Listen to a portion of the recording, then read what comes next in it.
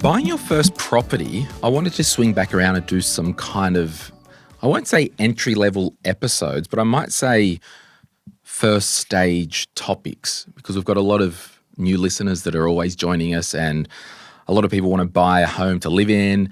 A lot of people want to buy an investment property. So I just wanted to swing back around and do a bit of an episode on this. I'll start with Rach and then I'll go to John. And this is an interesting question that Luke asked in the Facebook group. How much excess cash flow does someone need to purchase their first investment property? Now, this is a how long's a piece of string thing, but what do you guys think? I think it really depends on the property. So you really have to look at what the cost of hold is going to be of the property that you're intending to purchase before you can answer that question, because obviously the cash flow is going to be different depending on the cost to hold. There's a big variance in that. Would you say there are any rules of thumb? Like, look, if you're not saving, and the reason I like rules of thumb is it gives people a bit of a target. Like, if you can't save $500 a month, should you be entertaining any property? Probably not. And that's the stark reality. I'll throw an unless to you, Rach. I think one of the episodes that we did, you were talking about some banks and lenders will use people's rent as a savings, like their rent ledger. They will, yeah. So maybe it's more, if you can't save at least $500 a month, maybe an investment property isn't going to be for you.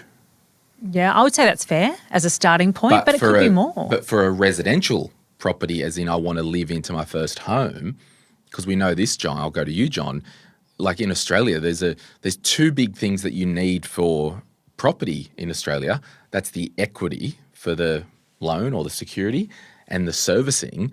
A lot of people who are paying lots of rent have that servicing nailed, and they might have a parental guarantee or something like that. So in theory, if they wanted to buy their first home to live in, they might not need to be able to save an extra $500 a month because the bank or lender is going to use the rental ledger. So this is where it gets a bit crazy. Do you have any rules of thumb for if someone said, oh, how much cash flow do I need to buy an investment property? Yeah. Do you say, well, if you can't do at least $500 a month regardless, because, yeah, we need some type of guide? Yeah, I would stop short from saying there's a dollar figure or a percentage. I just everyone's situation is different, isn't it? Like, you've got a cash deposit versus equity deposit. You've got interest rates are different, P&I versus interest only, yields on properties, purchase price on properties. The higher the purchase price, the lower the yield. So $500 a month savings could squeeze you into a property. I mean, we call it $5,000 a year.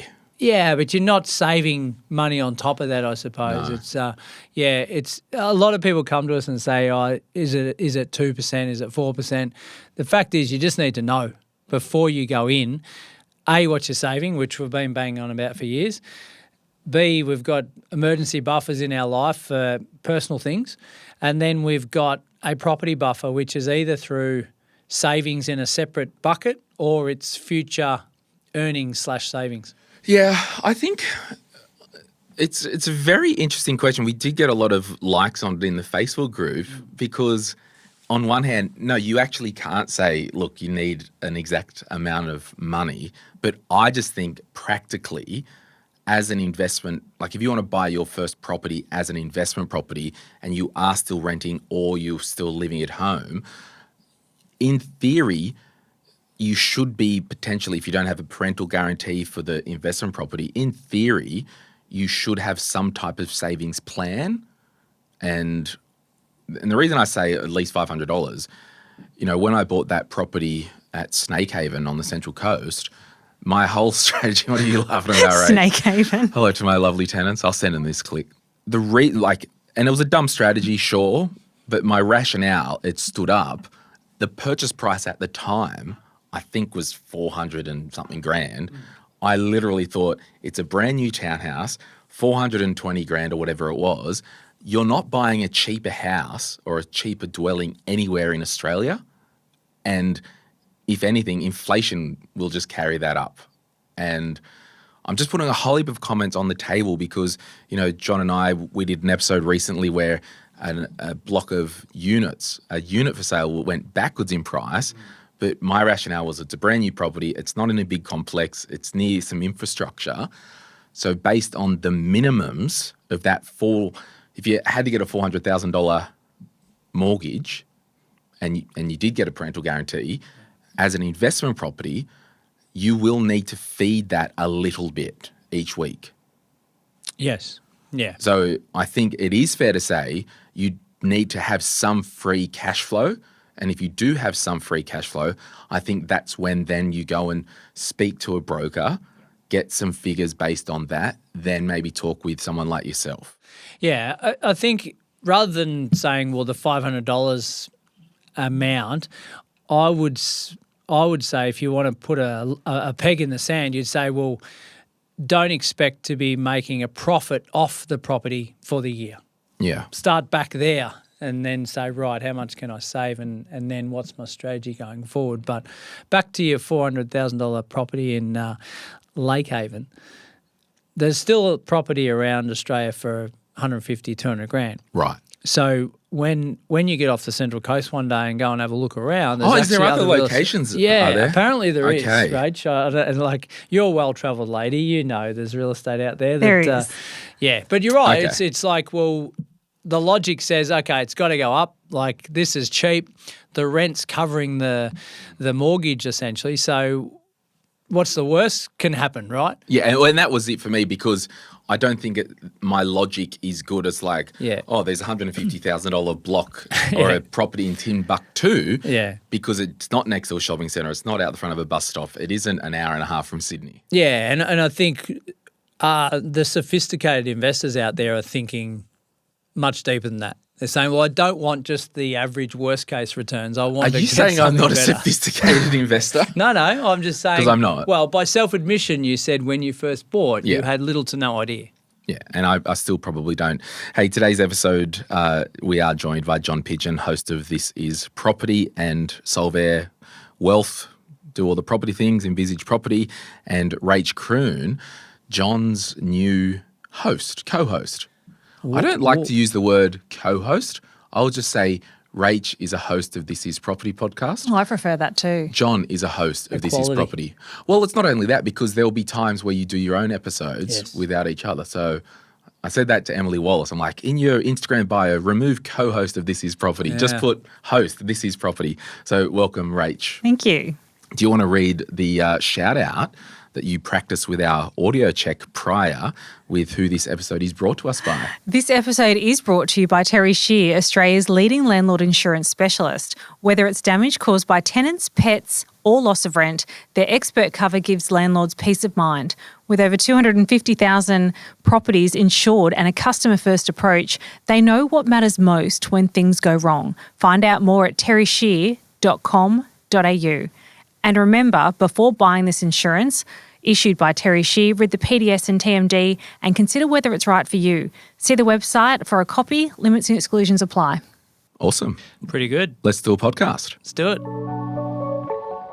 You're listening to Money, Money, Money, or as the regulars like to call us, M3. Everything discussed on the podcast is general advice only, which I'm licensed to give, and details can be found in the show notes.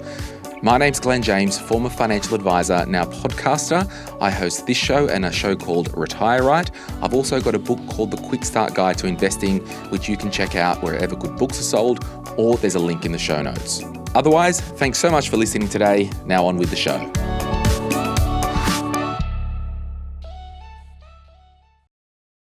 So if you are on this property journey, I will remind everyone John's book, Sort Your Property Out and Build Your Future. Was that the tagline I chose for you? Yeah. Made something up.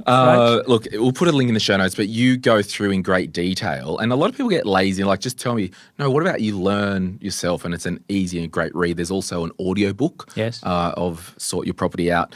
But look, before we go to the next question, because this was also quite popular, is it fair to say, because I just love some definitive markers, and maybe that's my fundamentalist inside me, because I used to tell people like, oh, we want to buy our first home. I'm like, all right, well, don't bother calling the mortgage broker until you've got 10% of the purchase price.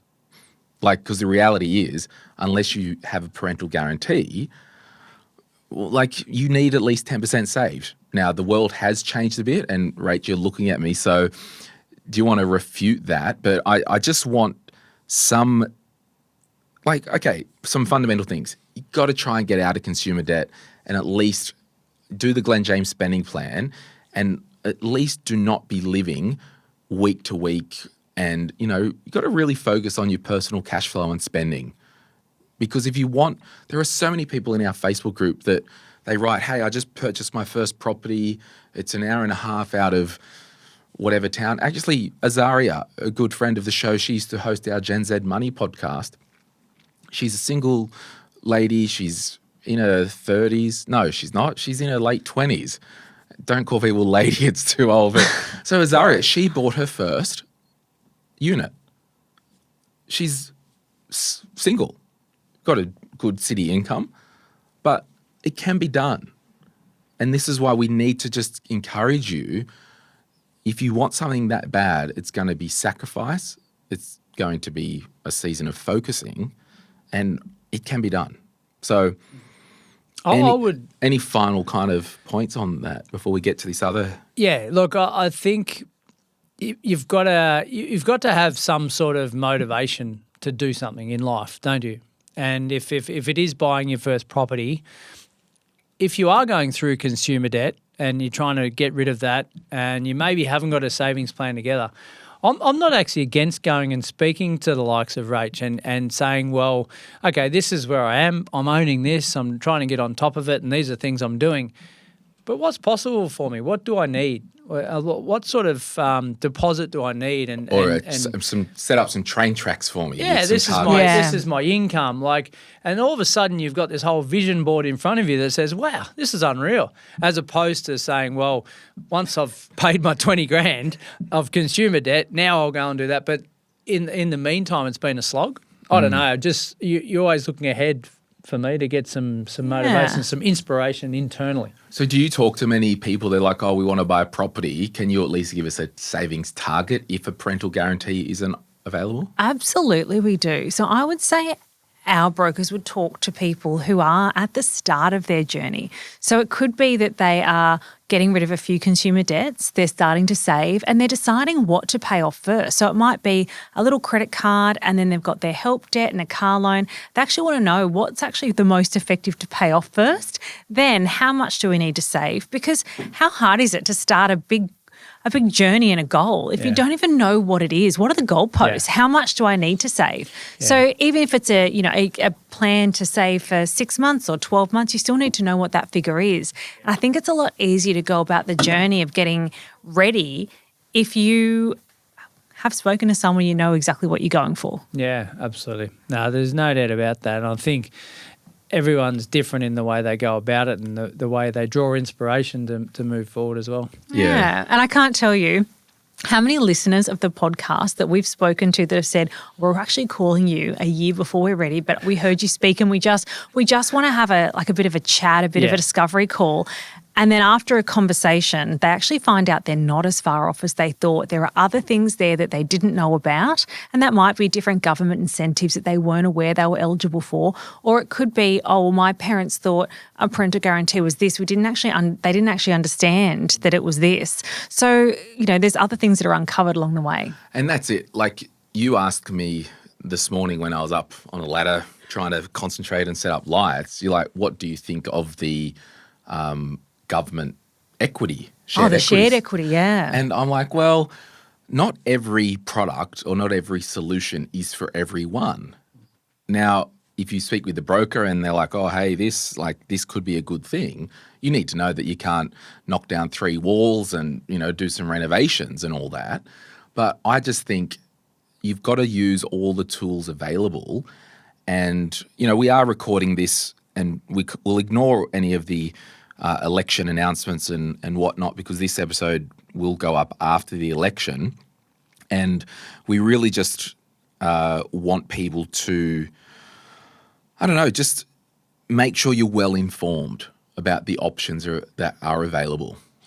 So Rach maybe needs to set up a hotline, 1300 help me, for people that are 2 years out, 18 months out, not even, they don't know where they are really. And I know you're not a total charity, and it's an exaggeration, but I think you're right. Like, talk earlier than you think you need, because there may be answers that you're not seeing right now. Well, that's why we do that discovery call. It's 15 minutes. It might be a year out before you're ready, but you're not wasting anyone's time for 15 minutes just to have a chat. Yeah. Hey, interesting. This next question from Hugh, and this can go in a lot of directions, and it's just great discussion for those out there who are facing this problem. Hypothetically, if your capacity to borrow isn't enough to buy where you live, are you better off investing into a different property and foregoing the government schemes for first buyers, like the no stamp duty where you are in what state, potentially the 5% deposit scheme, or the no LMI, any of that stuff? Is the potential of growth of an investment property greater than what you would have saved by not having to pay LMI and stamp duty? We bought our first home as a PPOR and utilised the schemes. I'm just curious what could have been. Now, John, for the sake of this question, I don't know, Rach, let's make a number up, 700K property that's within a cap where you might have an LMI waiver due to your profession. You might use the government 5% deposit scheme, or we'll just call it, what I'm getting at is 15K LMI, 15K stamp duty. I just want a number, call it 30 grand. Yeah, well, I sort of did some numbers here, and I came up with about 40 grand. Okay, cool. As costs. Yeah, and that's pretty broad, most people within 3 hours out of a capital city in Australia. 500-600K sort of property. Yeah. So, and this is like, I always think of my friends who are renting at East Gosford, young couple in their 30s, couple of kids, good incomes, rent's pretty expensive-ish. Now, they've got a decision. They might have some savings. They want to buy a home to live in. Can't really afford East Gosford anymore. Like, what do they do? Do they say, well, we're better off to get in the market and pay, quote unquote, the extra 40K that might give us a bigger upshot in the future? So when you first started talking about this years ago, for me, it was revolutionary thinking, because I'm not in this property world, because so many people thinking, I need to buy the house to live in. First. And even someone messaged me the other day who was at your home session that you did at your office where you both spoke. And she sent me a message like, oh, should I buy this place in Cessnock to live in? I'm like, why? Do you want to live in Cessnock? You live over an hour away. Oh, well, I need to get the first homeowner thing and live in it for 12 months. And it just leads on to this, well, is it still a good investment after a year? So there's no... Go for it, John. There's no one size fits all, is there? Like the East Gosford example, we say, well, okay, I can't afford to live there, so I have to go 2-3 suburbs out and live in an area where I don't want to live, but I save myself 40K in first homeowner concessions or whatever that might be. However, I bought an asset that I think is inferior to if I went and bought an investment property somewhere else around the country. Like 40K on a 500, or easy maths, 400K property, 10%. So the property, we've saved 10%, but if it does nothing over the next 5 years, like that unit example you referenced to earlier, then the investment property is going to far outweigh the savings on the first homeowner. But if all the stars align and we want to live in our own home, we don't like renting, we can buy something that we're okay with to live in, and it's a reasonable asset for growth. Yeah, go buy it. We've got the winner. Yeah. Right? So, But this is the problem in this climate. More times than not, people can't find that exact winner. Or are they not prepared to sacrifice going to another location to get a step in the door that's logically, financially sound? Yeah, so like, do I say to my friends in East Gosford, hey, you want a home to live in that much, well, you're moving to YE. Yeah. Yeah. And your friend in Cessnock might say, well, yeah, Cessnock's not my preferred destination. However, it saves me 40 grand. I buy some land. I don't know. It might even be subdividable. I don't know. But it gets me in and it's a short-term plan. But yeah, so this is interesting, and this is why I really wanted to kind of, dig in this trench. I think what you're saying is, in this climate in Australia, we have to be more strategic, because if we do really want to live in it, do we sacrifice, as you said, move to Cessnock, renovate it, subdivide it? We are ticking the living in it box. Yeah. We're also doing the add value, 12 months, 18 years, paint it, do the lawn. That's your sacrifice for 12 months, 2 years. Yep. Then you can go and buy where you want to live, and that's the thing. When it's all washed up, you do have an asset that is a good investment property that we don't want to sell. Yeah, correct. Yeah. Yeah. Right. And I think a lot of the time your deposit will dictate what you do. Yeah. So it could be the fact that I can only afford to buy if I do live in it because I've only got a limited deposit. So I can't actually buy it for investment. So you may not have a choice. But if you did have the deposit and you could go in either way, then you really need to do the numbers both ways and then make the decision that's right for you. Now, if you were going to, this Hugh actually says that your borrowing capacity isn't enough to buy anything where they can live, well, then it's obviously going to be an investment property. You've got no choice. And if you can choose between getting in the market and not getting in the market, I'll choose get in the market every day. Every day. So as I said that, it's literally you have to live in reality and see where you're at. So you go down, because I drew this fork in the road as a Y, you speak to a broker, they say, how much have you got saved? We got nothing. All right, come back when you got something, or, Get your parents on the line. Get your parents on the line. Yeah. Then you go, okay, so we've saved 40K in cash, or 50. Can you give us our borrowing capacity to buy something to live in or as an investment? Because, and this is where it's a different world than even when we started this podcast. Talk to us about the difference in terms of what banks are willing to lend conceptually with investment lending versus living in lending. Yeah, that's right. So it may be different. So if you're looking at let's say, a young single person was looking at a 4-bedroom home to buy, they might not be able to afford that on their income. But if they continued staying at home where they live with their parents, and we could use the rental income for that 4-bedroom home, their borrowing capacity is going to be very different. So they might be able to, on their income, in that sort of situation, either buy a 1-bedroom unit on your income if you're going to live in it, or maybe if you can use that rental income and keep, living at home or renting in that share house, then you can actually afford to buy a property that's on land. What's going to be better for you longer term? What's the better long-term investment? Yeah, and I think because it is such a different climate and everyone's situation, like if you look at the variables that we talk about in 2025, whatever year it is, versus the variables when we started the podcast in 2018, we're talking there's more variables in terms of your occupation now with LMI waivers. Yep. There's more federal government grants and schemes. We've got the variable of interest rates are now higher for investment properties. Cost of We're living. living in an environment where interest rates are now higher for interest only, where they weren't 10 years ago.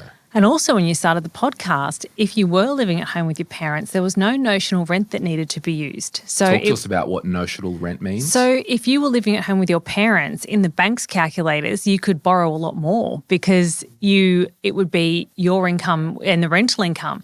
But now, and that's a big change that happened maybe seven or 8 years ago, which is even if you're living at home with your parents rent-free, the banks still have to take a notional rent, which is, okay, you're not paying any rent, but we need to say that you should be able to afford to pay rent, because we can't say how long you're going to be paying no rent for. So that's just another lever that they've paid that makes it, I guess, a little bit harder to keep borrowing more for an investment property if you do have little variances like living at home. Yeah, and I think it just screams that in this climate, with everything going on and with housing prices going berserk, and the cost of living and all that, it is so bespoke, and it's really hard to do this podcast, but I just want to say loud and clear, your unique situation is so much more unique and personal than it was even 5 years ago when it comes to lending in your property strategy.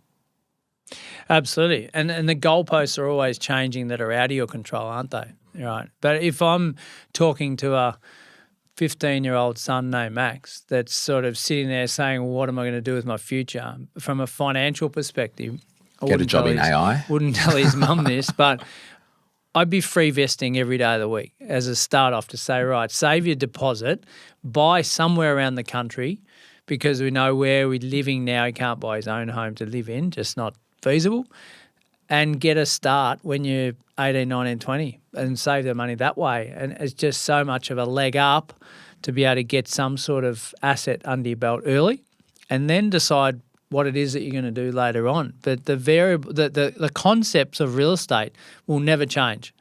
Supply versus demand, right? And what assets grow in value and what doesn't. And I honestly think, like, if I can be a filthy capitalist pig at the moment, like I am most of the time, with all the stuff that, whatever government's in power at the time you're listening to this, right? From 2025 over the next 5 years, I'm going out on a limb to say the housing crisis, it could take 10 years or more to fix in this country.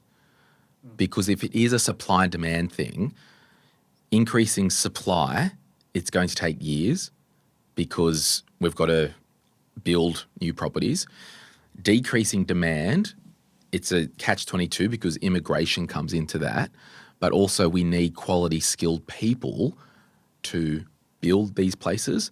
And then with, I don't know, because the election hasn't been at the time of recording this at the start of May, the free TAFE and all that, and going out on a limb again, that I think the Labor Party not should as in my view, but likely will form government again. Even if they do the free TAFE, it's going to take 5, 10, 6 years to actually build all these houses to alleviate the demand side and work. Like, it is complex. So I don't think the property market's slowing down anytime soon wherever you are in Australia. So that's why we need to, you gave me a look and I'll throw it to you, but that's why we need to be very strategic. Who would have thought at the time of recording this that we're saying the month is May? Time, and it's probably because I'm getting older, but time just seems to be going so much faster now. Before we know it, it's going to be another year down the track. And if you don't get a plan in place and speak to a broker, speak to John, get very strategic, friggin' do a turd or get off the potty, whatever, like, you've got to take action. The person, she sent me that thing, when was your property seminar? Was it the end 3 of months last ago? year? No. No, the one we did in person, you and I. Yeah. 3 months ago. When was it? That's what I mean. I have no idea. It was 18 months ago. No, it was in the new office at the end of last year at your new office. Probably 12 months ago. It was. Okay. Either way, no, because it wasn't 12 months because the building wasn't finished in 12 months. We'll call it November. Who cares? This person, she went to the seminar, she read the book, she's talked to mortgage brokers, still hasn't made a decision. Now, she's in a financial position to make a decision. She needs to make a decision. But I will caveat, it needs to be in her own time, but also make a decision. Are we doing this or not? Because time's going to pass anyway. I was listening to a podcast the other day with a philosopher. Also, I had a riddy about an hour ago, so I'm dialed in. They probably won't want that in this episode, but whatever. Sorry, we'll edit it out if you want, guys. They'll get a draft of this.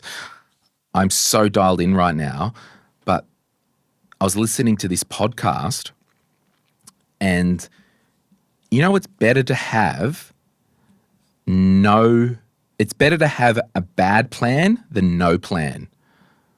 Because guess what? You can fix a bad plan as you move along. But if you stay there for years without any action, that's worse off. Yeah, and following what John said about the advice he would give to his son about rent vesting and all of, buying when you can. I've never met somebody who's, stayed at home or been in a share house and bought a property, forgo the government incentives to buy a property that's later regretted it. Not once, not ever has a client come back and said, I wish I didn't buy that property 5 years ago because I could have saved $30,000 in stamp duty if I'd waited. But this is such a psychology thing, isn't it? Like I get the same thing all the time with the Retire Right podcast. These people that they're coming up to retire, they might be 60 years old, have over $1 million in super. We had one lady the other day put in the Facebook group, hey, is $5,000 for financial advice too expensive, or I think it's a bit expensive? I saw her name. I went and looked on the submission form because I referred her to the advisor.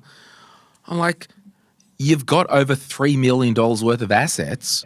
What are we doing having this conversation that you don't want to spend $5,000? But the thing is, because of the psychology of it, on its own, $5,000, that's a lot of money. I don't often just do $5,000 expenses. But if you step back and your net worth is over $2.5 million, we're not having this conversation. So I think that psychology thing, you want me to give up, John, $40,000 of incentives to buy a property that might be 4 hours away or interstate. You want me to do that? Well, and that's where your attention turns to long-term planning, doesn't it? So I'm walking past that 40 grand on the carpet. I'm heading towards something that's going to give me a far greater return. And I think that's the mindset that at that age, it's really the conversations you're having with key people in your life that almost form that, don't they? Like mum and dad say, go and do this, I'll probably do it, or maybe not, I don't know. Who are you talking to in the mortgage broking space, in the accounting space, in the buyer's agent, like property education space? How many clients do you guys have, just call it on the fly at the moment or over the last 6 weeks in your businesses that are buying investment properties that are interstate to them? Like, would you say most people buying investment property, or? Yeah, I would 60 to 70% would be buying interstate. I would say of the people that are buying an investment property standalone, so not using their own home as cruise, just their first property and it's an investment, I would say about 30% would be in a different state to them. Yeah. Because obviously a lot of owner-occs, which you're saying just out of the investors. Or are you still having investors that are buying in the street next to them? I still find that a lot of people who have their own home and they're buying their first investment property tend to buy in the same state, where an investor who's buying their first property as an investment property is more likely to buy in another state. No, that's a fair assessment. Yeah, but the more I was thinking as we were chatting about that, I know I'm like a bloody pendulum Johnny, but if I was to buy another residential property, here he goes. I don't know if I could stomach it buying it interstate. I was here 2 weeks ago to the day, and he's out the front telling this another guy that he's done with residential. 2 weeks later. No, that's a hypothetical. Like, I don't think I am, because I'm just going to do commercial. Oh, that was when I was saying to the guy, because I want to buy one of his commercial properties off the plan. Yeah, he was smooching the commercial guy. Because it's some weird... It's comfort. Yeah, but so I think it unpacks this investor risk profile. I haven't read your book, John, but do you talk about risk? And neither have I, but I think I do. Yeah. So no, look, it is important. The first risk is you want me to buy a property and forego $40,000. That's the first hurdle to get over. Yeah. Secondly, you want me to buy a property that is not near here, interstate, out of your control. You want me to do that? I still struggle with that, because at least I know my properties I can drive past. Not that I do. I was going to say, do you though? Not really. Well, Blue Bay I do, because I'm always going fast and I'm curious. And if you drop down from Mars and you nothing about Australian property and just said those two things, you want me to forego 40K and you want me to buy somewhere I've never been to as opposed to up the road, that makes sense. But on the ground, I'm never telling someone what to do. I'm just putting the options out there to say, okay, if you're going to take advantage of that 40K, this is what you can get yourself because this is where you've told me you're prepared to live. Do you want that? Okay, no. Right. All right. So investment-wise, here's the research that suggests these areas might work based on your yield, your type, your price you're spending, and what's worked in the last 100 years. Okay, well, that makes sense to me. So it shifts from being emotional to totally non-emotional based on research. And I think as well because I'm very Flighty. What? Flighty? No, more that control freak in me. Yeah. So like that property at Blue Bay, it needed a new door handle in the master bedroom because the lock didn't work. The agent, which I've now fired, probably be better now, they went along. And this is just a perfect example of some of the hookups that I have and other people might. I'm like, send the handyman out. Handyman out, yep. I'm like, did you pull the bastard apart and WD-40 it? It's just a lock, come on. Oh no, it needs a new handle. I'm like, okay, can he match it? Oh, he went to Bunnings or whatever, can't match it. I'm like, okay. Last time I was down at Blue Bay, dropped in to see the neighbour because it's a townhouse complex, had a cuppa with Edith. She's mid-80s now and it was just a nice catch-up. I said, oh, while I'm here, can I just have a look at the privacy lock upstairs? And yep, had a look. Sweet. Parisi, took some photos of it. Parisi door handle, found it on the website, got it ordered. Because they're all the same in the complex. Yeah. Yeah. Like, so I literally just wanted to know what the model was and found it. And the real estate and the handyman, it's just the care factor's not there. Yeah. It's not theirs. It's not theirs. But for me, I don't, like, sure, if there was, you could not make them anymore. It's like, okay, we'll have to have a slightly different handle in the master bedroom. Yeah. But this property's, what, less than 10 years old. Okay, so we digressed a little. We are, but this is part of the psychology of the control. Yeah. I've got the freaking handle in my car. I text the tenant. I'm like, hey, I've just ordered a new handle. It's going to be 4 weeks. I'll go myself and just fix it because I can use tools and I need to tighten up a towel rack in the ensuite. Yeah. Okay. I can do that. So you've changed the scenario and say now the Blue Bay door handle is now in Goondiwindi. Yeah. So, okay, property manager, what's the model of the door handle? Go online. Okay, can you buy it online and get it sorted and put it in our invoice for the annual for the monthly statement? You haven't had to have any involvement in it. So are you, and maybe this is, and again, this is the education that reduces fear. You shouldn't have to do that. That's right, and this is probably why I had to A good property manager I had to would fire them. alleviate that problem. Correct. But as you were saying all of these things that you've just done, I was just doing the math in my head of what that cost me being time. out of my business. Yes. And it's a whole lot more than if I just paid $200 for a silly door handle because you think of what your time's worth. Now, yes, you need a good property I don't manager. have a job, so nothing. Yes, you need a good property manager to make sure that they're managing it like it is their own. But again, if you've got a few properties, you need to be able to just let them go and do their thing because your time's a whole new door for the time that you've spent to go No, down there but and you still need replace to it. buy a handle that matches for the new door. So chill out. But so are you saying a good property manager, and seriously, if you're a property manager listening to this, please comment if you're listening on YouTube or put in the Facebook group, should the owner have had to, like, I shouldn't have to go, no, I'm not, no, just I'll sort it because I've just got the view, if it's a property that I've got other people living in that I own, I want it to a standard that I would like. And if that means I want all matching door handles upstairs, given that it's still a quote unquote new property, like, don't crap me. Use your brain and be like, we'll sort it.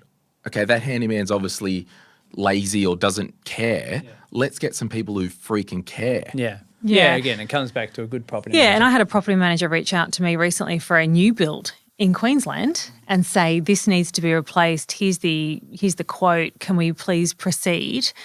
And I sent them the warranty to show that item was out of warranty. You've got all this in your office. So, but that would have been no different had it been an hour from my house. I've still never been to this property, but I can still have the paperwork here to make the, tell that and that's a good property manager. They just made a mistake, but I'm still glad that I was there to go, that's under warranty. Well, I've since got a thing now. It's like anytime you go and work and fix something in there, I want a photo before and after.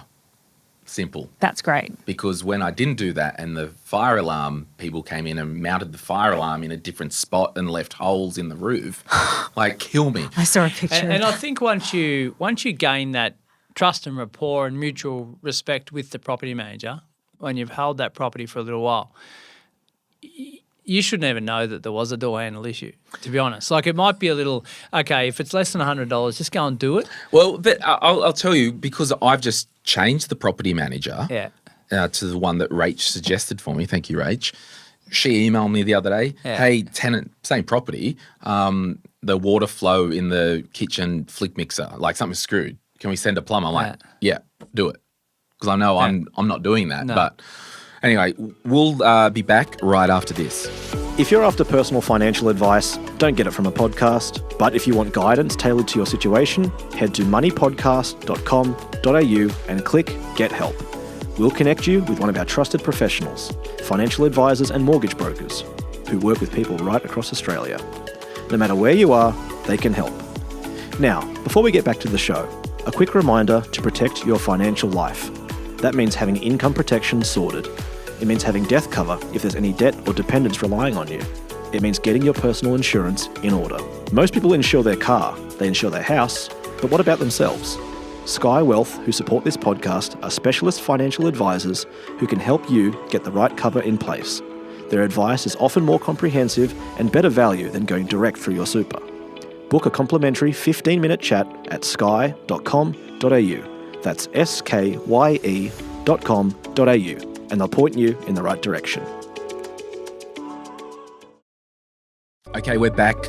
Just following on from that, it was a bit of a chunk, but I've just gleaned the issue with the risk profile is an education thing, and knowing that I should have a property manager who can sort that stuff out. Are you saying, John, if someone was to buy their first property interstate or not in the same area, do not self-manage it straight up, categorically? Well, categorically, I say don't self-manage anyway. I just think you're running a business, but you don't need to be the CEO, the director, and the person on the ground. So I just would always outsource it, even if it's next door, because you've always then got a conduit between you and the tenant. The recruitment, and I've said it many a time, but I think a bad tenant is due to me choosing a bad property manager. Right. Do you self-manage any of your properties, Rach? I wouldn't ever consider self-managing any property ever. But that's, again, the psychology. Some people, just for the life of them, don't want to spend the money to outsource that, which is tax deductible. And also, there can be other implications. So even insuring a property that is self-managed can be more difficult. There's other things that can come up if you're self-managing. But also, imagine self-managing to save a few dollars and you had to go to tribunal.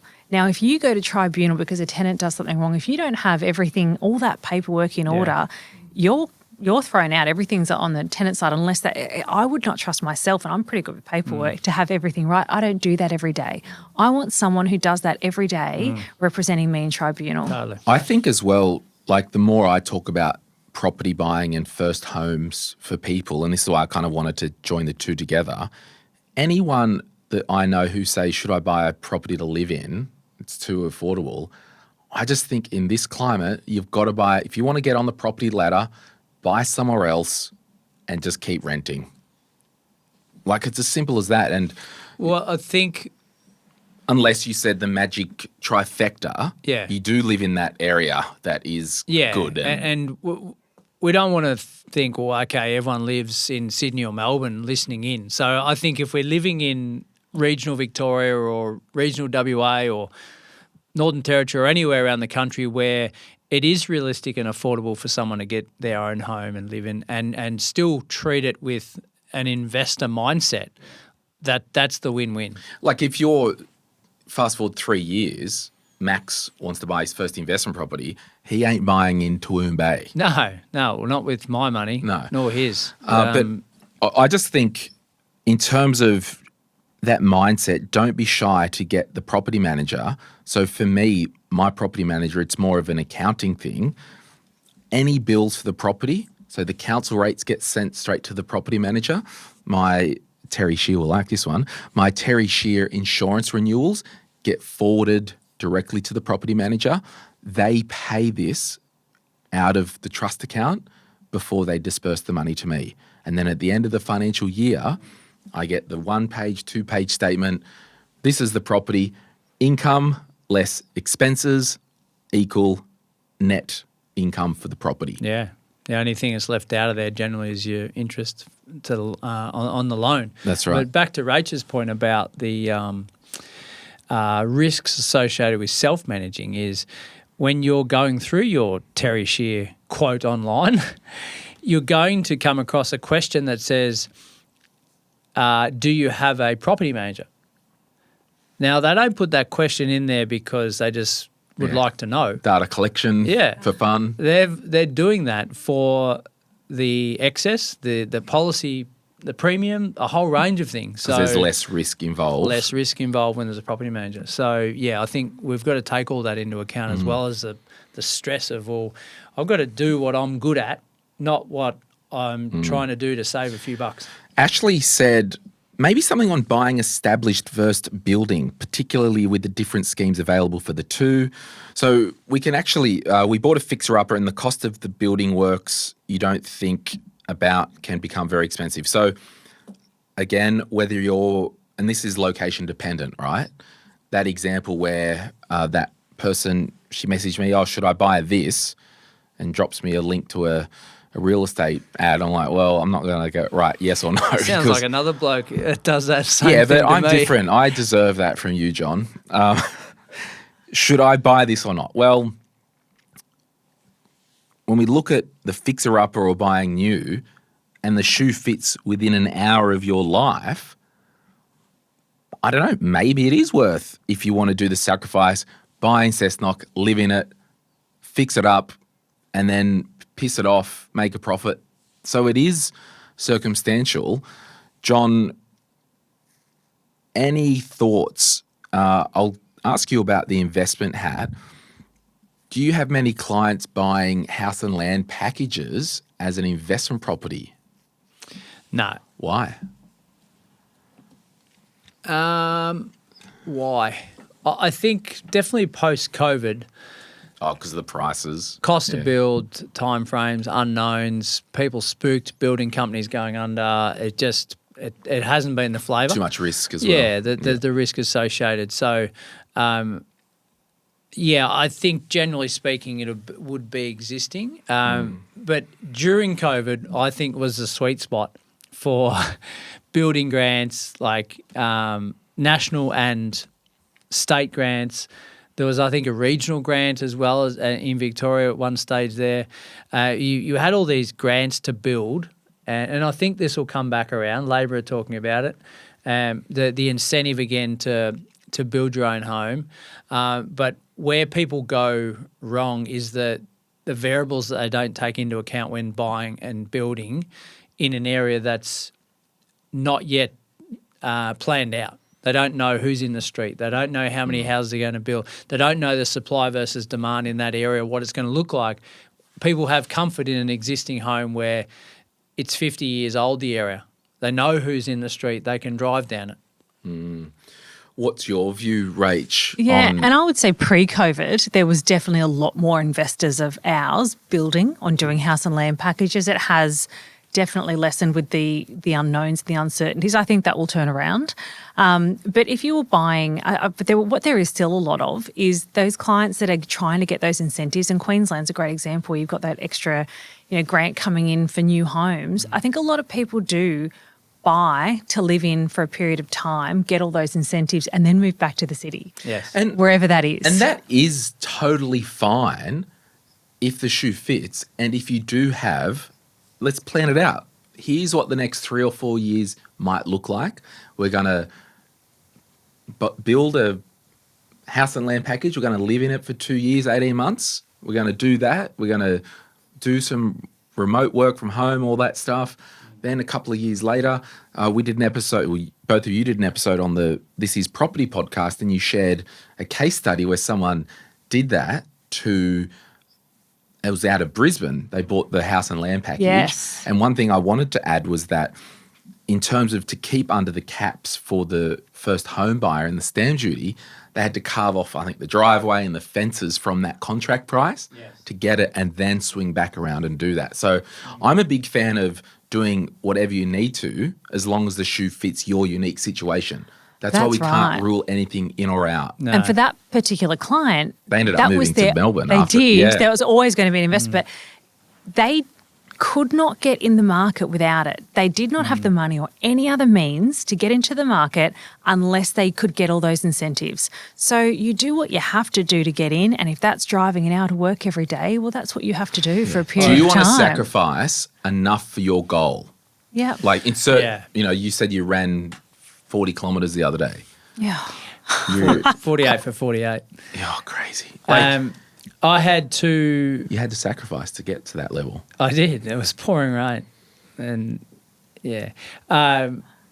two clients, partners, and they were both medical professionals. Both moved out of Melbourne. COVID, bought a house and land each, lived in it for 12 months, got saved on stamp duty, 25 grand, 500 grand property, like house and land package.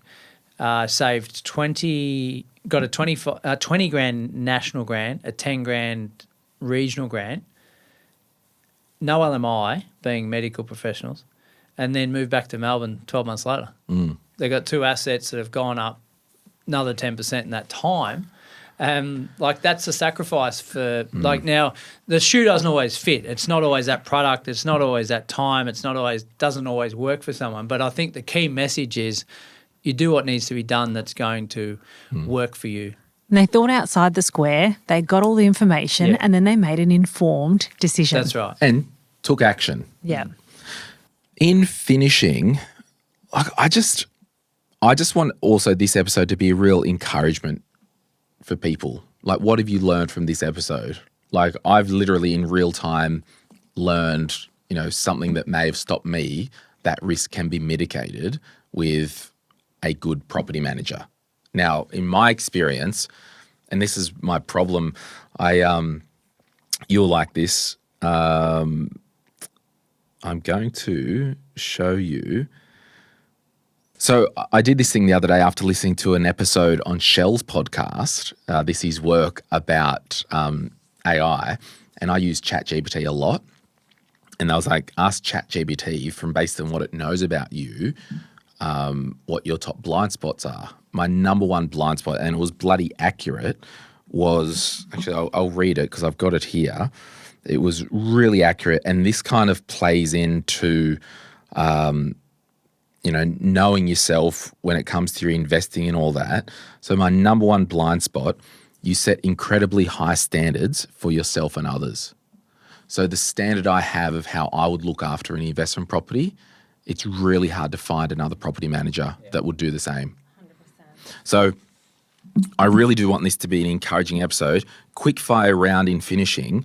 Rach, if someone was doing the strategy where we will buy a house an hour and a half away, take that sacrifice for the first year or two, be it a brand new house and land, be it a fixer-upper, be it a insert quarter-acre block with an old shack on it that will sub later and all that stuff, what would you say is an appropriate way to structure the mortgage, knowing that one day that it might become an investment property? Okay, so top tip is if that property has the potential to ever be an investment property, even if it's a possibility, you would have an offset account or several offset accounts linked to that mortgage, and you would put any excess funds into the offset The reason you would do that is you only pay interest on what's owing minus the amount in the offset.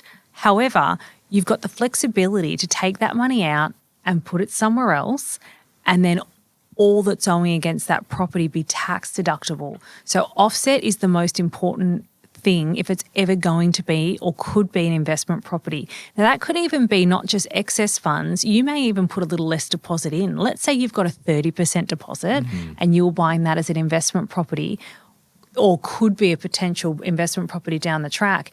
You might only put the 20% down, leave that 10 in the offset, as well as put your extra funds in there because you can use that later on. You can always move it up and pay it off the home loan, but the offset will give you choice. And just on that, if you don't know, like if the planets do align and you can buy a property within 20-minute drive from where you're currently renting or living, it's a regional suburb, it's Bathurst, it's Bendigo, or I don't know, insert town here, and you're like, we do want to buy a property, we don't know 100%, setting up as the offset from day one and maybe just doing the minimum P&I repayments will give you some flexibility as your life develops. Yeah, so I was actually speaking to a client the other day who's on their third property, but the second that they bought, they were pretty sure was going to be their forever home. But we still had that conversation to say, is there a potential that it might not be? Well, it turns out 2 years later, he was in the medical professional, he moved for work. And again, they've kept that as an investment. Now, how happy was he that all of that money was in offset and that it could go into his owner-occupied home in the next state when he moved? Another quick fire round question. At what age do banks get reluctant to give a loan to someone as they get close to retirement age? Now, I would say it depends on the bank. So there is no particular age. You just need to show the bank what your strategy is to exit the mortgage, not the property, but the mortgage. Now, if you're 70 years old and you're, at retirement age or close to it, how are you going to pay that loan off? It's not to say that the bank won't lend you a 30-year loan term, as long as you can show them what you're going to do with it, how are you going to exit it. Now, Bank A and Bank B will vary greatly in what their exit strategy requirements are. So there's no answer to that question other than if you're looking to buy, if you're older than 50 and you're looking to have a 30-year loan term, you're going to want to go to a mortgage broker and find a bank that has a good exit strategy that fits what you're doing. And just on that, John, you would have clients that, they may have kids that have just left home or in their 20s, got a good handle on their mortgage, and these people in their 50s are looking for investment properties for the next 20 or so years. So you've worked, it's still possible to buy your first investment property after age 50. Yeah, absolutely. It all comes back to, again, the risk profile. I've spoken about that a lot. Was your birthday today. the other day, the big 50? Come on. Not there yet. Closer there than the other way though. But what's the long-term outcome? Okay, if I'm 50, when are you retiring? Do you want to work till you're 70? Do you want to retire at 55? Like if you're retiring at 53, you're not buying an investment property at 50, I don't think, unless you're property nerd and you've not taken on a major loan and it's positive cash flow from day one, something, Yeah.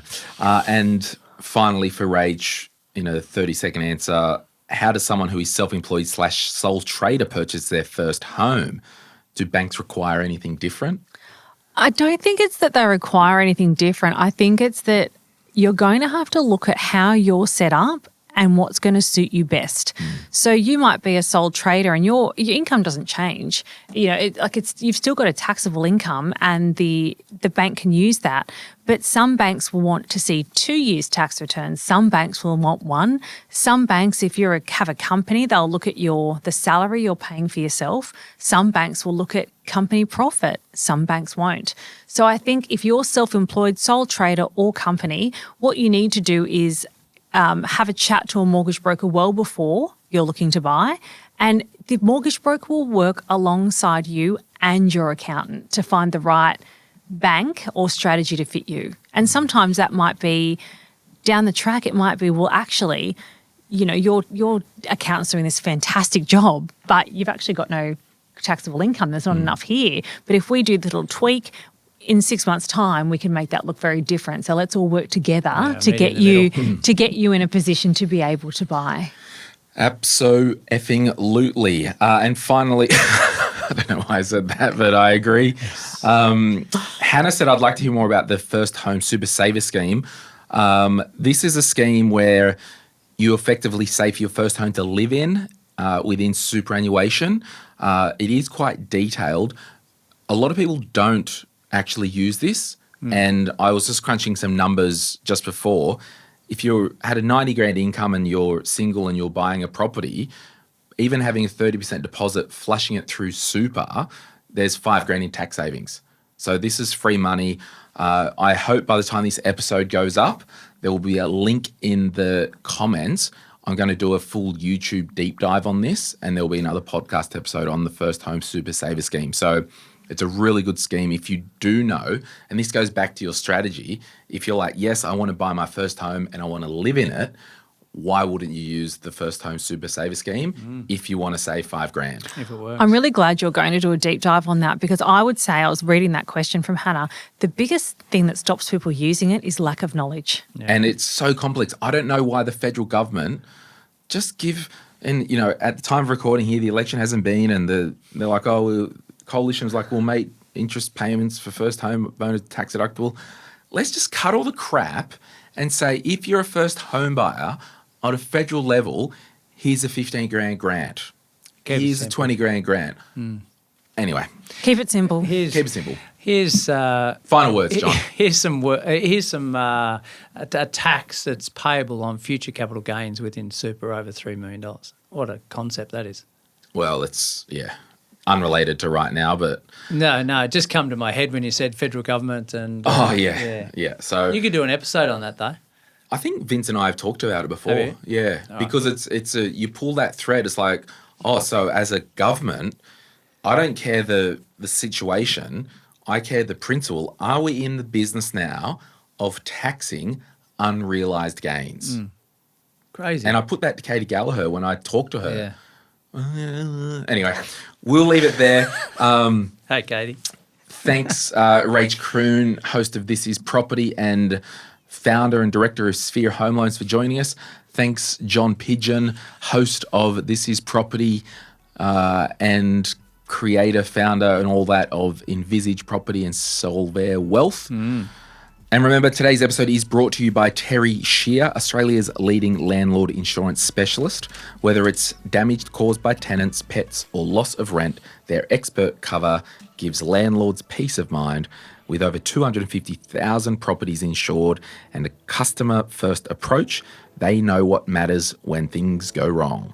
Find out more at terryshear.com.au, and remember, before buying this insurance issued by Terry Shear, read the PDS and TMD and consider whether it's right for you. See the website for a copy.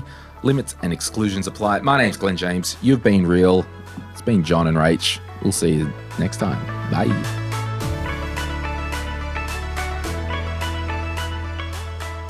Any advice is general financial advice only, which does not take into account your objectives, financial situation, or needs.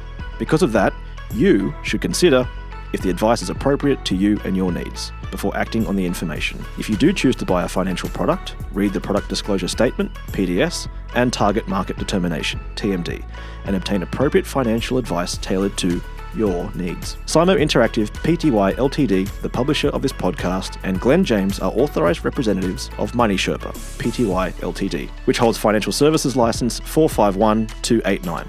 Opinions or comments from any guests on the podcast are theirs and not those of the host or the publisher or their respective license holders.